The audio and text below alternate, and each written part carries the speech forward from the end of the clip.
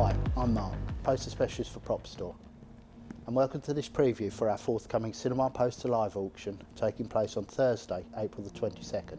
And today we're joined by Tim Reeves, current creative director of Feref, and it is the Feref Archive which is featured in our April auction. Hello Tim, Hello, welcome Mark. today. Well, maybe tell us a bit about yourself, being a creative director. What does that involve in today's film market? Well, it's particularly with Feref. So we have a studio of designers, editors, copywriters. So I kind of what you'd call, I think, helicopter. So I kind of oversee the entire creative output of the agency. So that could be anything from, we could be doing kind of TV spots, social content.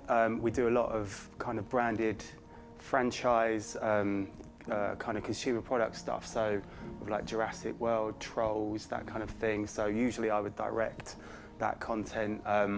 You know, yeah, so it's across the board, just kind of overseeing the output of the agency and kind of working with the team, basically. And how has it changed from movie posters to the more digital forms of advertising that you see today? I mean, the evolution has been quite significant, I think, particularly, you know, going through the archive and doing the book and stuff, which we can talk about later. You can see how much it's changed from, you know, kind of computers coming in the mid-80s to now what we do now, which is like, if you think back to 60s, 70s and 80s, that one poster had to sell that film. You had that one image to kind of get people interested to buy a ticket. And now it just kind of, the massive content around any particular title is quite, it's quite crazy, to be honest. If you think you've got kind of TV spots, you've got trailers, you've got digital out of home, you've got out of home, you've got social content, you've got stories, there's so much to cover. So every film, it just, you know, has a mass of, you know, marketing material behind it. So it's really interesting to go back to the, you know, to the early days and just see what that one image, you know, what the artist is trying to achieve. And were you aware of the Feref Archive before you started to work at Feref, or did you just think the posters magically appeared? Well, you know, I've been a film buff all my life. Particularly, I had a bit of a misspent youth with lots of kind of certificate 18 VHSs. And obviously that being an amazing experience, like, you know, going to your newsagents or the video shop and just standing there for ages, just looking at all this horror and that kind of thing, you know, because the art back then, even on a VHS box, was incredible. But I had no idea, I'd known about Feref for a while, but I had no idea about the actual history. And then, so it's quite an interesting first day when I got in there, and I think I've been in there about an hour and a half or something, just get to know everyone. And Stu Hogg, who was our senior creative art worker and kind of guardian of the archive, just sort of came over to my desk and went, like, do you like movie posters? And he pointed into Graham, the CEO's office, and there was just 8 boxes kind of piled up. And he bought one out and opened it, and it was just like absolute lunacy. It was like Unseen Star Wars, and then like 8 production slides from Aliens and things like that. And were you surprised? I mean, we're featuring a lot of the concept artwork for Star Wars, Top Gun, and some others in our auction. Were you surprised at just how much work went into creating just effectively one poster or one poster campaign? Because we've seen a good number of different designs that are, quite honestly, fantastic, and how they didn't make the final cut is... Yeah, was that your decision, or is that the studio's decision? I think, I mean, going back in time, I would say it's the studio's decision. I mean, I think it would always come down to the studio's decision, or whether even, you know, particularly like for Get Carter or, you know, some of the Star Wars sketches, whether they even left the building. You know, maybe it was a artistic decision from, you know, from the team at Feref to put one forward. I mean, there's a lot of information around this that's lost to time, so we can only surmise, to be honest. And you were saying you saw loads of posters and things. What's your favourite poster? Of ever? Of ever. It hasn't got to be a Feref one. What's your one? It helps if it's a Feref one. Well, actually, no. So this is quite cool. In terms of saying about my first day, so I've only ever bought 2 film posters, like actual original film posters, and one of them is David Essex in Stardust, 1974, which is the greatest film of all time, and I'll fight anyone. That's that wants Putsu, to. is that? Is That's a Putsu, yeah. And then the other one is, because it's just so incredible, it's a 1977 double bill of Communion, which is also known as Alice, Sweet Alice, and Tinterra. So you've got like this girl sort of dressed as a nun with glowing eyes and a knife on one side, and you've got this giant shark bursting out of the ocean with a naked woman in its jaws on the other. We've got the, I know we've got a print and the transparency for Tinterra in the auction. And I believe the negative for Communion is with it. So, and you've got alternate putsu designs for Stardust. So those so I bought those like 15, 16 years ago. I've always had them up at home because I genuinely love Stardust, and I just genuinely love that double bill image, even though my kids aren't really allowed to look at it. But yeah, so on my first day, second box, just pull out Tinterra, pull out Communion, pull out Stardust, and it's like, you know. Putsu as an artist tended to, I think, focus on a headshot. Yeah. And then everything sort of emanated from that. And it is a fantastic artist. No, it's incredible. It's absolutely insane. I mean, if you look through the archive and you've got, I think the two big hitters, the ones we have the most of, is Putsu and Brian Bysouth. Yeah.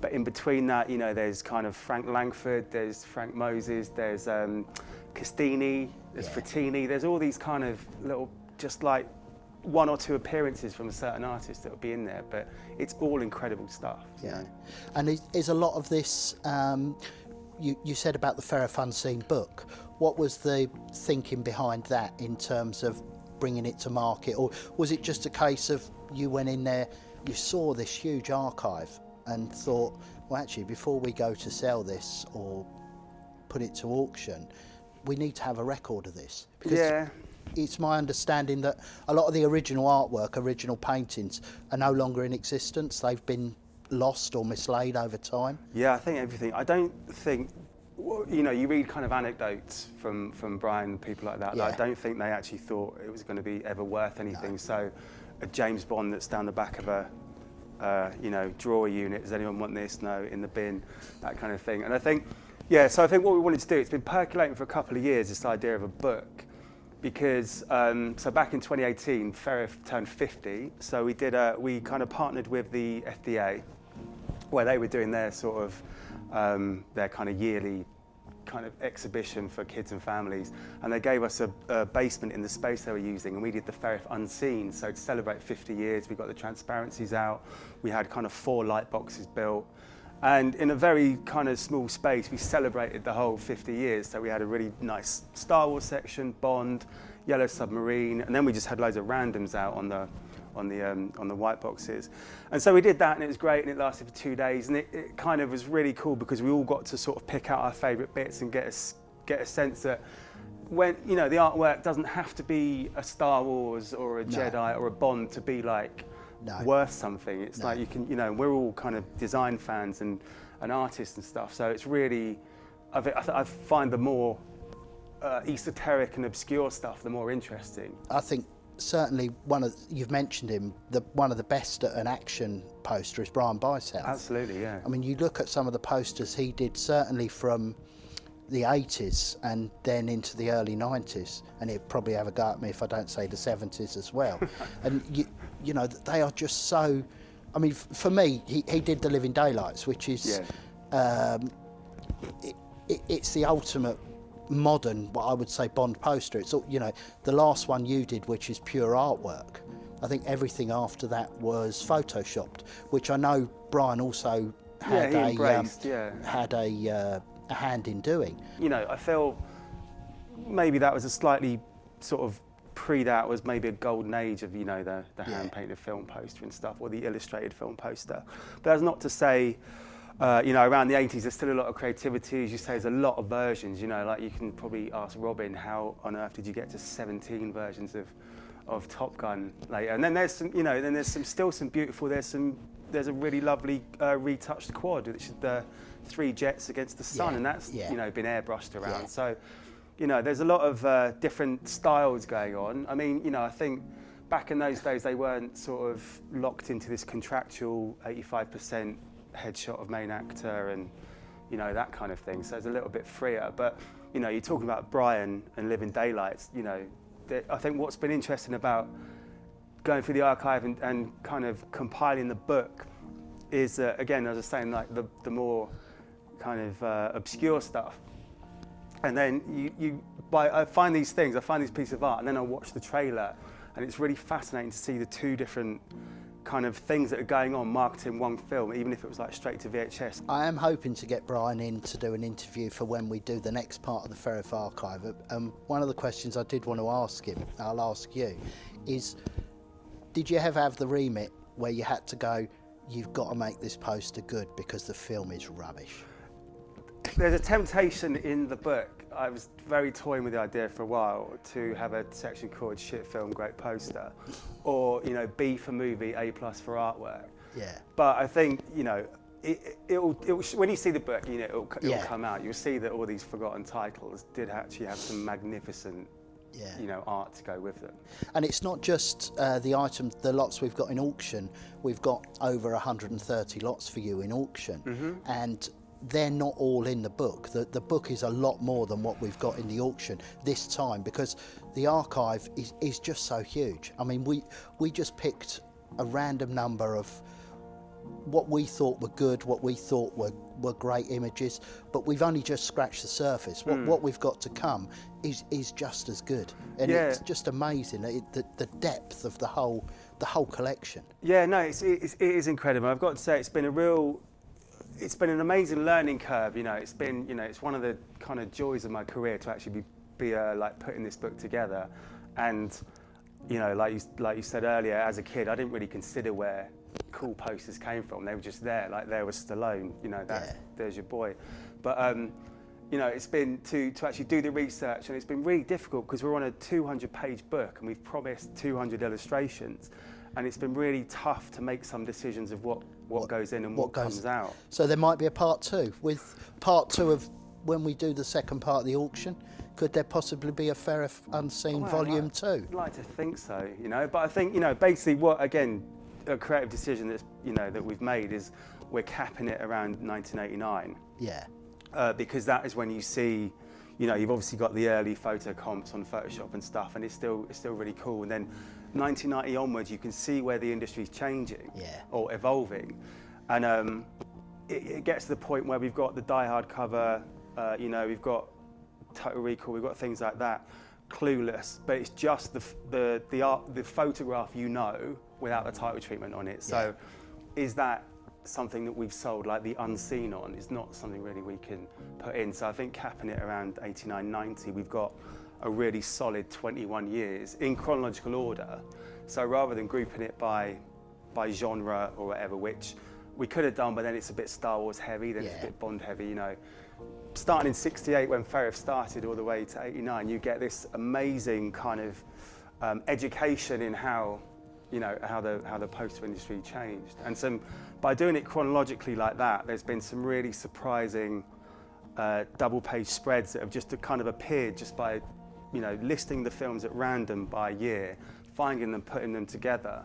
There's a really nice synchronicity between how some of the images are sitting together.